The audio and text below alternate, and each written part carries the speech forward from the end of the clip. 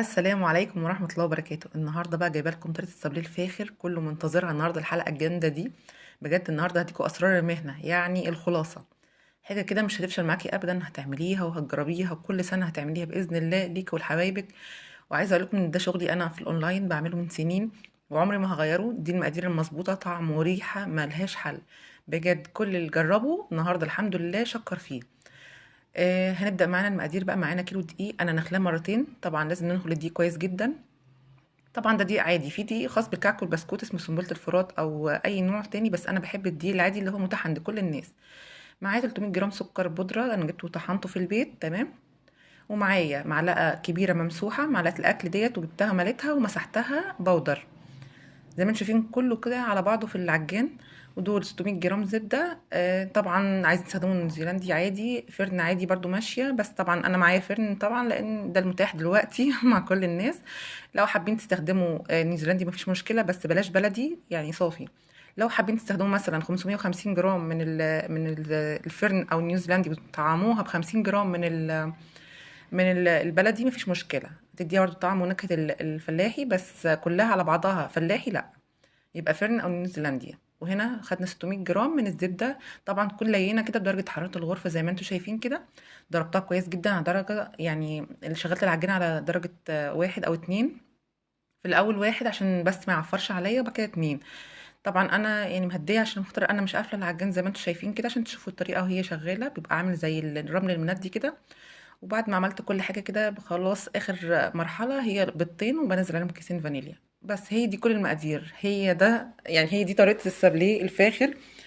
أجمل حاجة من ولا حاجة زي ما بيقولوا. بصوا خطيرة هي، بس يعني ضربتين تلاتة كده وهتلم العجينة معانا، وما نكترش عشان ما تعضمش معانا، تبقى بسكوتة يعني بتدوب في البق برضو، يعني بسكوتة بتقرمش وبتدوب في البق. بكورها معايا بتعمل شكل زي ما انتم شايفين كده. طبعا انا مش هريحها ولا اي حاجه، على طول هشتغل فيها. لو عندكم المفرش السيليكون ده تمام، مش موجود بين كيسين كده. ونفرد كده طبعا سمك العجينه تقريبا كده بالنظر نص سنتي زي ما انتم شايفين كده. هوريكم دلوقتي دي الاشكال اللي انا يعني اتعاملت بيها. انتوا بقى عندكم اشكال قطاعات زي ما انتوا عايزين اعملوها، مش عندكم بمج باي كوبايه عندكم اشتغلوا عادي بغطاء ازازه. كله ماشي. بصوا بقى، خدوا بالكم ان الاشكال اللي انتوا هتعملوها ديت، يعني مثلا انا اخترت مثلا في الاول القلب، وبعدين هعمل منه في نص القلوب دي هعمل خرامات صغيره كده باي حاجه عندي، مثلا اي قمع عندي بخرمها من النص. فانا هعمل العدد، يعني مثلا لو عملت 10 قلوب هعمل زيهم 10 قلوب بس من جوه مخرومين عشان ازينها بالمربى اللي هي الفراوله او المشمش، اي حاجه عندي، او حتى شوكولاته بيضاء او بني، اي حاجه عندي. طبعا كان اليوم ده يعني انا عملتها امبارح، فكان عندي الجو كان حر شويه. فلو انتوا حابين يعني بعد ما تقطعوها تدخلوها التلاجة شويه تمسك نفسها وتقطعوها بكل سهوله مفيش مشكله. بس انا برضو اتعاملت معاها وما فرقتش عندي بصراحه، عادي يعني بعرف اتصرف. جبت حاجه كده عشان ارفع بيها، زي ما انتوا شايفين كده المعلقه دي برفع بيها العجين زي ما انتوا شايفين. الاشكال قلوب بقى ودواير واللي تبوظ معايا عادي بدخلها في العجينه وارجع اشتغل بيها تاني، مفيش مشكله، كله يعني بنعرف نتصرف يعني. اهم حاجه بتطلع لنا صابليه طعمه حكايه، طعم وريحه، وبيقعد معانا اطول مده. عايزه اقول لكم ان الصابليه ده فعلا بيقعد لحد بعد العيد كمان ما يخلص.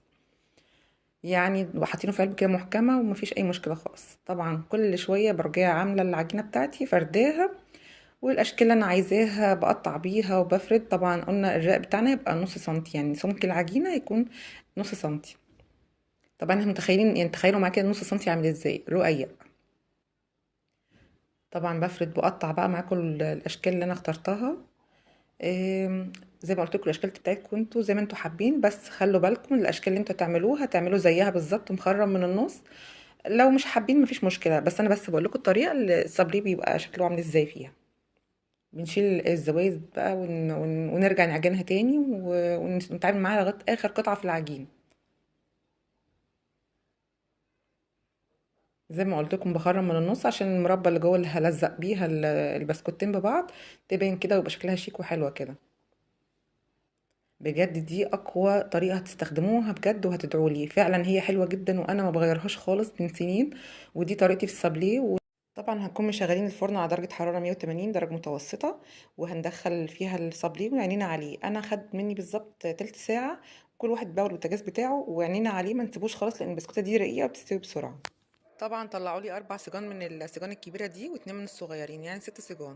زي ما انتم شايفين كده بقى، بحط مربى تزيين معايا شوكولاته سايحه، جايبه مثلا مكعبين شوكولاته، وكل مكعب بياخد معلقه زيت كبيره وقطعه صغننه من الزبده عشان تطعمها يعني.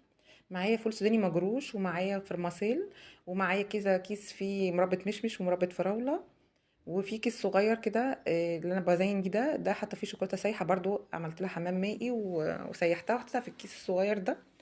وبحط على الوش كده التزيين بتاعكم انتوا بقى، انتوا خدوا مني افكار وزينوا، اكيد هتعملوها احسن مني ان شاء الله، واحلى حاجه باذن الله من ايديكم. هتعجبكم ان شاء الله، تعتمدوها. هي دي الطريقه اللي انا بعمل يعني، ده شغل الاونلاين بتاعي بشتغل بيه، ما بخلش عليكم باي حاجه. فاتمنى تدعموني بقى واللي لسه ما اشتركش يشترك ويفعل زر الجرس على الكل عشان يوصلكم مني اشعارات الفيديوهات الجديده ان شاء الله. هنعمل مع بعض كل النواعم بكل اسرارها وكل تكاتها، وباذن الله مش هبخل عليكم، فانتوا يعني لازم تدعموني. ده الشكل النهائي بتاع الصابلي، تحفة، طعم وريحة ملهاش حل، بجد تحفة. انتوا بقى بدعوا وقولوا لي ان انتوا عملتوه، وباذن الله هستنى تعليقاتكم، احلى كومنتات من احلى الناس عندي في القناة. هستنى الكومنتات بتاعتكم اللي بتفرحني، وباذن الله يعجبكم. كل سنة وانتم طيبين.